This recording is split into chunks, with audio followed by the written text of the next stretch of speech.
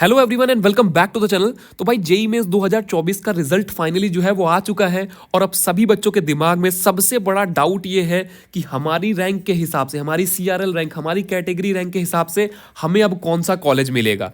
क्या हमें किसी एनआईटी में एडमिशन मिल सकता है हमारी रैंक पे, या हमारी रैंक के हिसाब से क्या हमें ट्रिपल आईटी मिल पाएगा, या फिर जीएफटीआई मिल पाएगा, या इसके अलावा कोई गवर्नमेंट कॉलेज मिल सकता है क्या।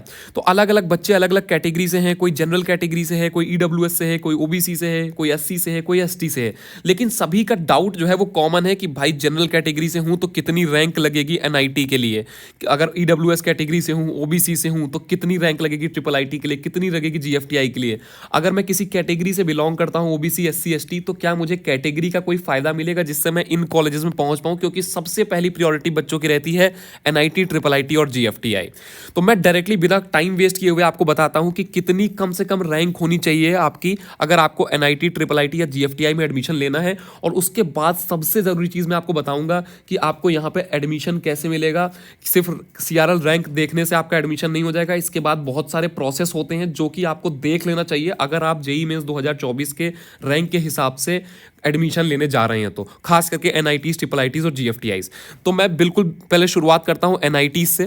तो ये एनआईटी की पूरी कट ऑफ्स है, ये बेसिक मैंने मोटी मोटी कट ऑफ दी है। इसके अलावा कौन सी ब्रांच, कौन सा एनआईटी कितनी रैंक पे मिलेगा उसके बारे में अभी मैं आगे आपसे बात करूंगा।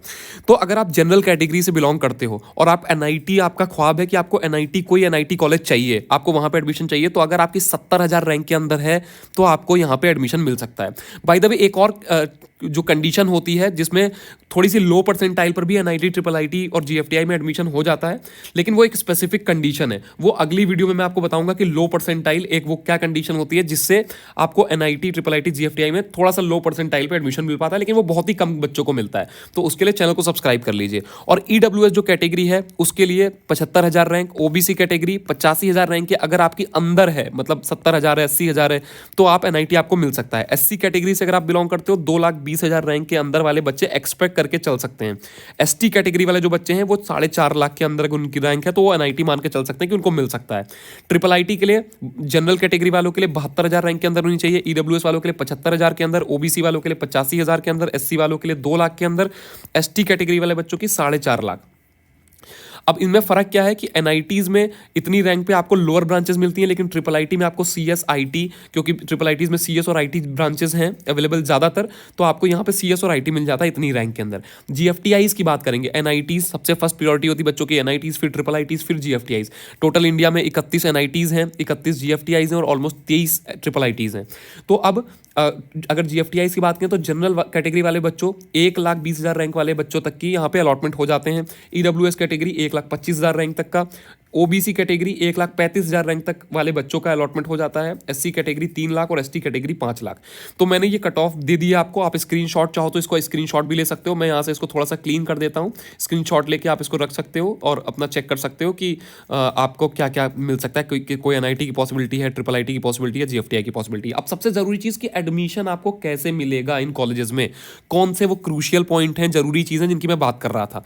तो भाई देखो, 2,000 से ज़्यादा ऑप्शन होते हैं जब आप अपनी काउंसलिंग करने जाओगे। अब आपका रिजल्ट आ गया है, अब आपके सामने सीधा काउंसलिंग है। अब आपको जोसा काउंसलिंग में पार्टिसिपेट करना होगा, उसके बाद स्पॉट राउंड काउंसलिंग में पार्टिसिपेट करना होगा। उसी से आपको एडमिशन मिलते हैं इन तीनों कैटेगरी के कॉलेजेस में, एनआईटी में, ट्रिपल आईटी में और जीएफटीआई में। 2,000 से ज़्यादा ऑप्शन होते हैं जब आप अपना काउंसलिंग पोर्टल ओपन करोगे। तो सबसे पहली चीज़ क्या है आपको जो करनी चाहिए, आप अपनी एक कॉलेज रिपोर्ट तैयार करो। कॉलेज रिपोर्ट में क्या तैयार करना है कि भाई जो भी आपकी रैंक है, जो भी कैटेगरी रैंक है, जो भी होम स्टेट है, उसके हिसाब से कॉलेज कौन कौन से मिल रहे हैं। अगर ये नहीं पता होगा ना कि कॉलेज कौन से मिल रहे हैं, तो चॉइस फिलिंग अच्छी तरीके से किसी भी तरीके से हो ही नहीं सकती। वहाँ पे जाओगे आप, 2,000 ऑप्शन होंगे, बच्चे क्या करते हैं 100-100, 200-200, 250-250 ऑप्शन बिना कुछ पता किए फिल कर देते हैं। और ये जो बिना मतलब सिर पैर के, आपको कोई आइडिया नहीं है कौन सा कॉलेज मिलने वाला है, और आप जब तब ये जो चॉइस फिलिंग करते हो तो वो बहुत बड़ा ब्लंडर होता है। तो सबसे पहले आपको क्या करना है, अपनी कॉलेज रिपोर्ट तैयार करनी है, उसको फिल्टर करके आपको पूरे कॉलेजेस लिखने हैं। आपकी जो रैंक आई है, जो भी कैटेगरी आई है, जो भी होम स्टेट है, देखना है कि कौन कौन सा कॉलेज एग्जैक्टली मिल रहा है। कैसे कर सकते हो आप, वो मैं बता दूंगा आपको। कट ऑफ लिस्ट सारी कॉलेजेस की अवेलेबल है, तो आपको एक एक कॉलेज में एक एक चीज़ जाके चेक करनी होगी। इसके बाद आपको जो अपनी चॉइस फिलिंग है, जो सबसे ज़रूरी चीज़ है, सबसे ज़रूरी वीआईपी लिख देता हूं मैं यहाँ पे। सबसे जरूरी चीज़ है आपको चॉइस फिलिंग अपनी बहुत अच्छे तरीके से करनी होगी। इसमें आपको कोई गलती नहीं करनी है, क्योंकि इस अगर ये गलती हो गई तो फिर उसके बाद आपके पास कोई ऑप्शन नहीं बनता है। क्योंकि जोसा में सिर्फ एक बार आपकी चॉइस फिलिंग होती है और स्पॉट राउंड, फिर जो स्पॉट राउंड होता है उसमें सिर्फ 2 राउंड होते हैं। तो ये आपको बहुत अच्छे तरीके से करनी है, और जब आप रिपोर्ट बना लोगे तभी आप चॉइस फिलिंग कर पाओगे। एक गलती ना आपके चॉइस फिलिंग पूरी काउंसलिंग के अंदर पूरा हर चीज़ आपका स्पॉइल कर सकती है। हो सकता है आपको कोई कॉलेज ना अलॉट हो, और इनफैक्ट ज़्यादातर बच्चे जो ये गलतियां कर देते हैं उनको कोई कॉलेज नहीं अलॉट होता है, या फिर क्या होता है कि डिजर्विंग कॉलेज नहीं मिलता है, कोई भी लोअर कॉलेज अलॉट हो जाता है, वहां पे लोअर ब्रांच अलॉट हो जाती है, जबकि उनको एक अच्छा कॉलेज मिल सकता था, लेकिन इस गलती की वजह से उनको नहीं मिलता है। तो ये बात आपको बहुत ध्यान में रखनी है। अच्छा, अब अगर आपको इन चीज़ों से डर लग रहा है, आप नए हो, समझ में नहीं आ रहा है कि कैसे करना होगा, रिपोर्ट पूरी कैसे बनाएंगे, चॉइस फिलिंग कर पाएंगे कि नहीं कर पाएंगे, तो ऐसे ही बच्चों के लिए हमने एक्सपर्ट काउंसलिंग प्रोग्राम 2024 लॉन्च किया है, और ये हम 7 सालों से करते आ रहे हैं, 2017 से। इसमें क्या होता है कि आपकी पूरी डिटेल प्रोफाइल एनालिसिस होती है, रिसर्च होती है एक्सपर्ट के द्वारा। एक्सपर्ट आपके लिए पूरा सर्च करते हैं कि आपकी कैटेगरी जो है, आपकी जो रैंक है, आपका जो होम स्टेट है, उसके हिसाब से आपको कौन कौन से कॉलेज मिल रहे हैं और वहाँ पे कौन कौन सी ब्रांच मिल रही है, चाहे वो एनआईटीज़ हो, ट्रिपल आईटीज़ हो, जीएफटीआईज हो, एक एक चीज़ देखी जाती है।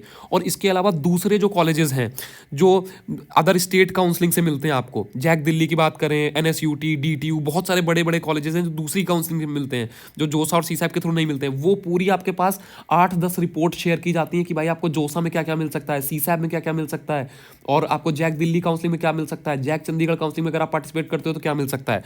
तो आपको पूरी डिटेल रिपोर्ट शेयर की जाती है, और हमारे एक्सपर्ट फिर आपको बताते हैं कि आपको कौन सी काउंसलिंग में पार्टिसिपेट करना चाहिए, ताकि जो आपकी रैंक है उसके हिसाब से आपको बेस्ट कॉलेज अलॉट हो।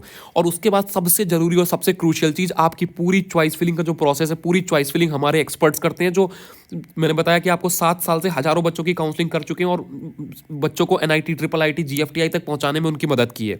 और जो पूरी ऑर्डरिंग है कि कौन सा कॉलेज ऊपर रखना होता है, कौन सा कॉलेज नीचे रखना होता है, कितने ऑप्शंस भरने हैं आपको चॉइस फिलिंग के अंदर, वो सारी चीजें एक्सपर्ट के द्वारा की जाती है। आपको कुछ भी नहीं करना होता है, पूरा A to Z सारी चीज क्योंकि एक्सपर्ट करते हैं, तो आपकी जो गलतियों के चांसेस जो मैंने आपको बताया वो पूरी तरीके से खत्म हो जाते हैं। बहुत सारी गलतियां लोग करते हैं चॉइस फिलिंग के अंदर, कैटेगरी सीट का उनको आइडिया नहीं होता कि कैटेगरी का क्या महत्व है, ओबीसी एससी कैटेगरी से उनको क्या रिलैक्सेशन मिल रहा है, कितनी रैंक तक उनको एडमिशन मिल सकता है।